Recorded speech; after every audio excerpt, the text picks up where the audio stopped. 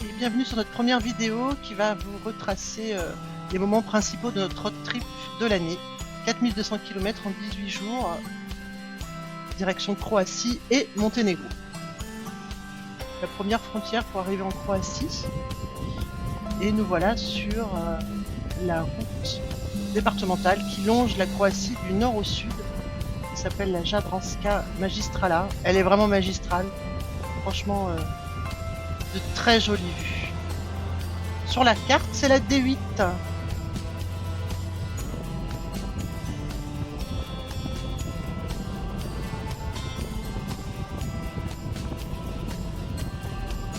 Voilà, on est parti de Rijeka, en haut au nord de la Croatie, pour rejoindre notre première étape, Zadar.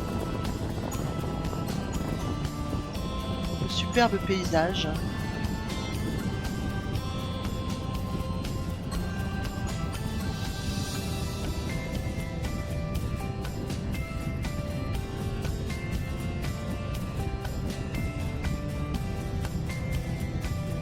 Voilà, et donc on longe la mer Adriatique.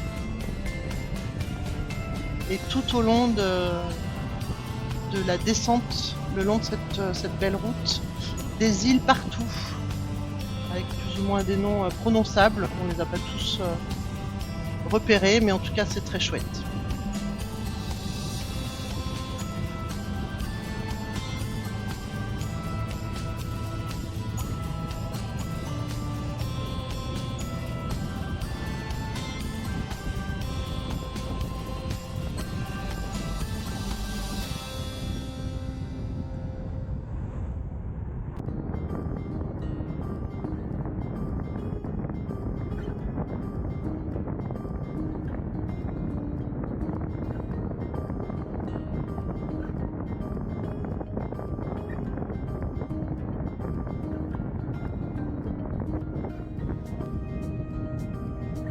Les paysages nous ont fait penser un petit peu aux paysages corses, même si évidemment c'est beaucoup plus étendu. D'ailleurs, à de nombreux endroits, il y avait des immortels et on a senti un petit peu l'odeur du maquis corse. C'était très étonnant.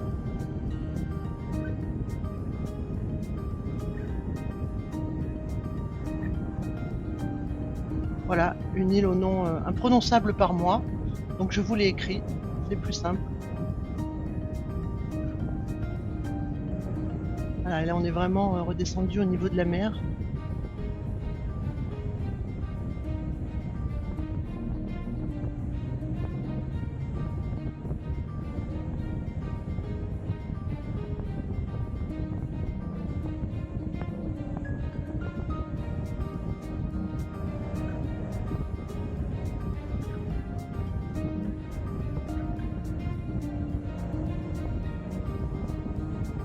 On en a pris plein les yeux, vraiment, tout au long de nos balades.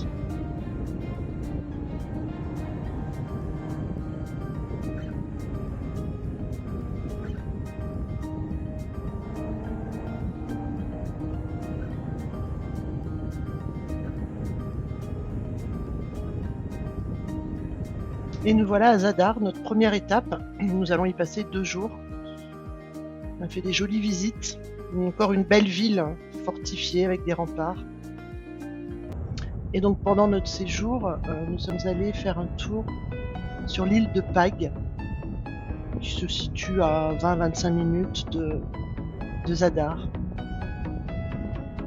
Et donc le massif que vous voyez sur la droite de l'écran, un petit peu plus loin de la vidéo, c'est le massif par lequel nous sommes descendus la veille depuis le nord. Et là voilà, on est sur le pont qui nous emmène à l'île de Pag, sur l'île de Pag. Et incroyable, hein, dès qu'on arrive sur l'île, on voit un paysage désertique, aride, c'est sec. Moi j'aime beaucoup. Et donc comme je le disais tout à l'heure, le massif à droite s'appelle le massif du Velebit.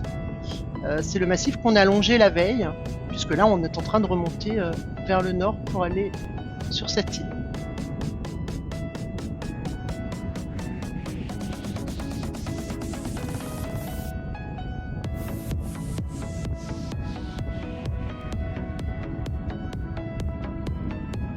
On a eu un super beau temps pendant tout notre périple,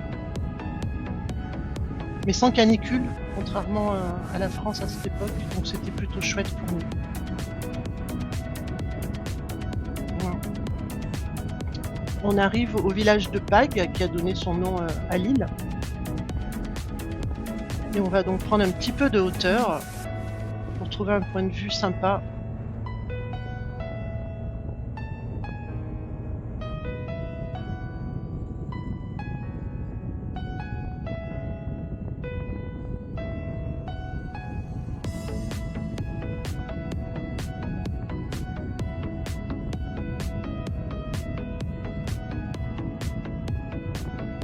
Sur l'île de Pag, essentiellement, il y a des marais salants. Et ils y fabriquent également un fromage de chèvre et de brebis, assez réputé semble-t-il, on n'a pas pu le goûter. Voilà, effectivement le point de vue qu'on a trouvé. Donc au fond, lever les vitres, et puis devant l'île. Voilà, et on redescend. Profiter encore de ces jolis paysages.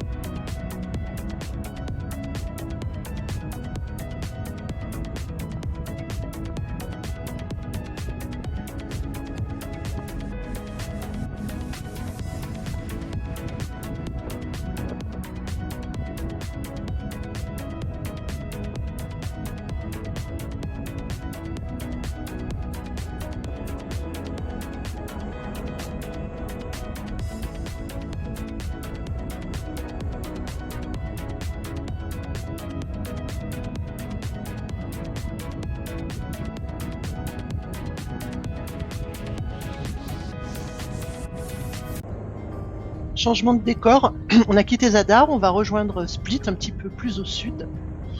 Mais sur la route, on va passer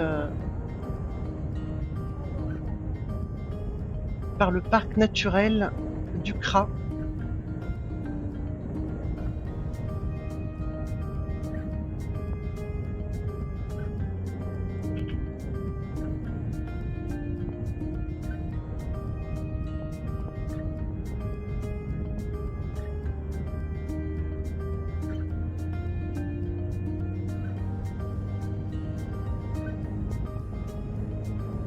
On est un petit peu plus dans les hauteurs, au milieu des terres, c'est un petit peu plus vert, la végétation n'est pas la même.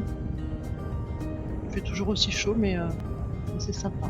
Voilà la rivière Kra, qui effectivement par endroits est relativement large. Et donc, eh bien, les fameuses cascades de Kra, qui sont visibles avec une petite balade bien aménagée. Franchement, c'est très agréable dans le parc. Et puis vous allez voir le bruit que ça fait à un débit moyen de 55 000 litres par seconde. Il semblerait même que lorsqu'il y a de fortes pluies, le débit peut atteindre 300 000 litres par seconde. C'est vraiment impressionnant.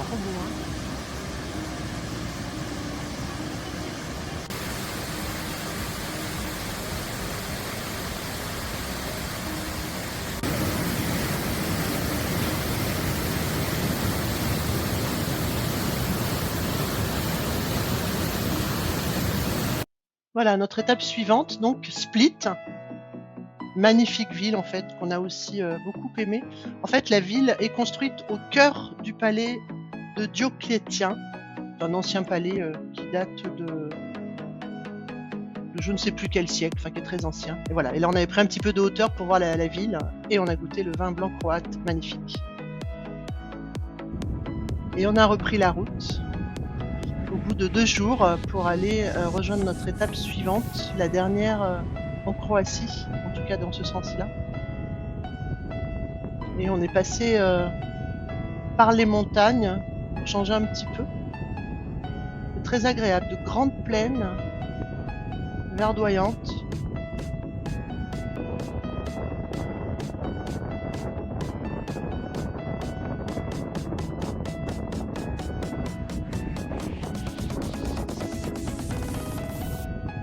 cet endroit, si on reste sur le continent, on arrive en Bosnie. Donc en fait, la route fait passer sur une presqu'île, hein, la presqu'île de Beljezac, qui elle est en Croatie. Ça évite de traverser la Bosnie et de faire la douane, etc. Voilà, par ce superbe pont. Alors depuis le pont, on voit pas grand-chose parce que les rebords sont quand même très hauts. Voilà, hein, l'explication, une bande de Bosnie qui est au milieu de la Croatie pour rejoindre la mer.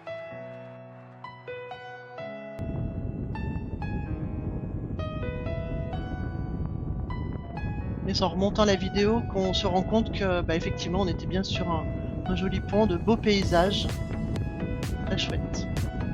Voilà, encore l'Adriatique qui est vraiment splendide.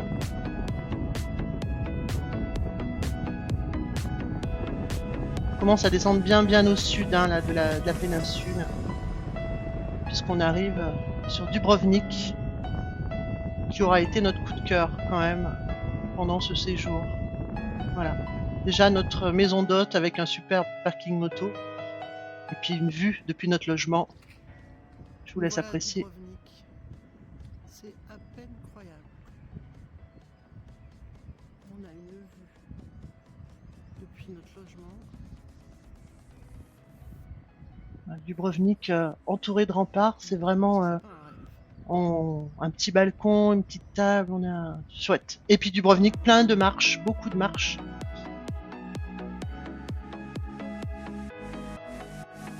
C'était superbe, vraiment. Fatigant mais superbe. On a aussi fait le tour des remparts, une jolie balade qui nous a permis de découvrir Dubrovnik par les toits, de voir la mer Adriatique au loin toujours. Et vraiment on a adoré. Voilà, notre petite apéro avec vue.